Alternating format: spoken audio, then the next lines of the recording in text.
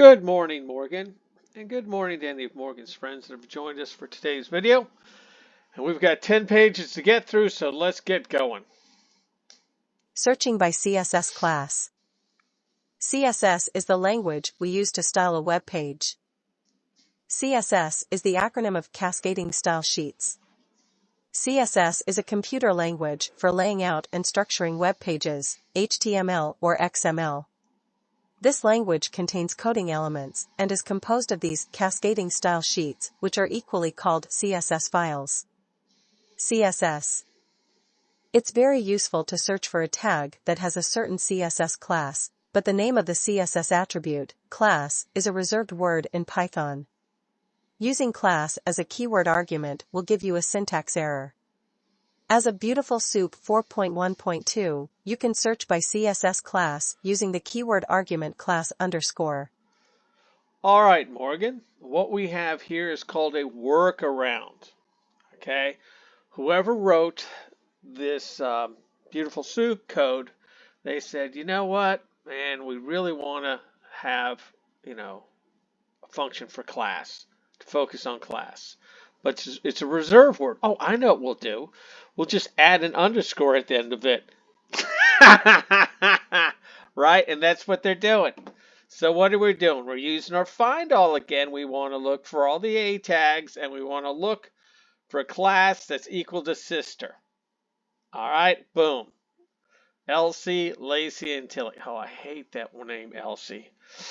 And that's a long story, and it involves my second ex-wife's mother. All right, now let's keep going on. As with any keyword argument, you can pass class _ a string, a regular expression, a function, or true. All right, so this is all kind of like review, right? So we're looking for anything with ITL in it, and guess what? That would be title, and that's exactly what we got. Now we're creating this a function, okay, that is pretty much going to do the same thing, right? So we go ahead, and this time we go class is equal to, and then we point towards this function, bada boom, bada bing, we get the same output. And when we run the code, that's exactly what we get. All right, let's keep going. I'm going a little fast today. Remember that a single tag can have multiple values for its class attribute. When you search for a tag that matches a certain CSS class, you're matching against any of its CSS classes. Okay, so now we've got a second Beautiful Soup object. Instead of calling it soup, we're calling it CSS _ soup. All right, and we load this into it, and this is what we get: HTML body, and then a P inside of it. We find all the P's. Guess what? There it is. And then, of course, when we look for just the word body, boom, we get the body. Okay, it hits it again. All right. And then when we look for the P tag, oh, so let's back up a little bit. You can also search for the exact string value of the class attribute. All right, so we're looking in the P, and we find it. And then when we go to change it up a little bit and go strikeout body, that's not how it exactly says. So it returns an empty spot.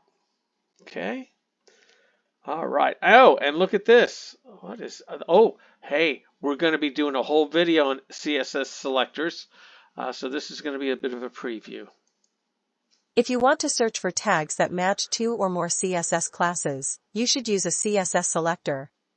CSS _ soup.select p.strikeout.body. All right, so we use that.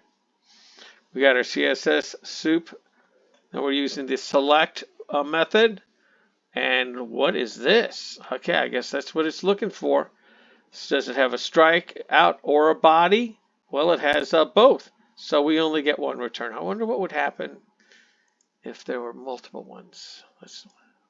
In older versions of Beautiful Soup, which don't have the class underscore shortcut, you can use the adders trick mentioned above. All right, so I think we did this before in an other video. This is how they used to do it. And as you can see, this is just a different way of doing it. Okay? All right, the string attribute. With string you can search for strings instead of tags. As with name and the keyword arguments, you can pass in a string, a regular expression, a list, a function, or the value true. Here are some examples. Okay, so it's going to go through the whole document and come back anything that says Elsie. Here we go, boom. We do the same thing, we add some sisters. Okay, now we got a list, we got 3 items, boom, boom, boom. Then we go, hey man, what about Dormont?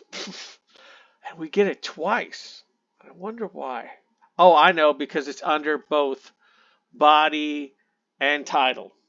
Okay, so that's why you get it twice, because this string actually belongs to 2 different tags. Okay, here we go. We create a definition. Hey, this is a handy little piece of code you might want to remember. So what you're doing here is you're only looking for stuff that doesn't have any kids. Okay, they're the kids, they got parents, but they don't have any kids underneath them. And we do that, we get the title, we get the Dortmouth story twice because it's under 2 different tags. Elsie, Lacey, and Tilly. Okay. Come on. Although string is for finding strings, you can combine it with arguments that find tags. Beautiful Soup will find all tags whose string matches your value for string. All right, so this is when you want to combine it. Okay, like, okay, I'm tired. I don't want to see all the Elsies in the whole document. I only want to see the Elsies that are under A tags. Okay? All right, you got that? And here's a different way to limit the argument where you're going like, just get me the first 2. That's something we might be using later. Okay, almost done. What's this recursive thing?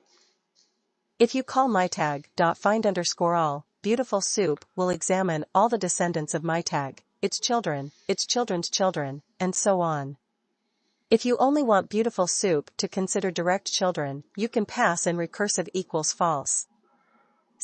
All right, that's a handy little trick. So you, if you want all the little children's and grandchildren's and grandchildren's, you have this set to true, and if you don't, set it to false. All right? And then here's just a little bit of text, and then we'll move on to the code. Here's that part of the document. HTML. Head. Title. The Dormouse's story. /title. You know what? You can read this if you want. We got to go. I'm trying to keep these videos under 10 minutes. Anyway, that's it for the reading today. Now let's go over and check out the code and the output. All right, here we are. We're in the code. I'm just going to page through it really quickly. Just send me an email if you want all the code, and I'll send it to you. Pause the video if you want to see it all. My God, there were an awful lot of examples. That's why it took us over 8 minutes to get through the document, and I had to rush it on top of that. Oh my God. And that'll do it for that. And now we're going to go rush over and take a look at the output. Again, here's the output. There's a lot of it. There's really not a lot to say. And what I've done is I've cut and pasted all this output back into the document so that we can compare and contrast what the book says we should be expecting with what we actually get right there when we're doing the reading, because I think it's more efficient. Again, there's my freaking beautiful code, except for these freaking run-on, which I'm too lazy to figure out how to fix. I think if I ran and ran it through that prettify function, it would make it look a little nicer. And I might try that in the next video. Anyway, Enjoy your day. Try not to get in too much trouble, and we'll see you in the next video.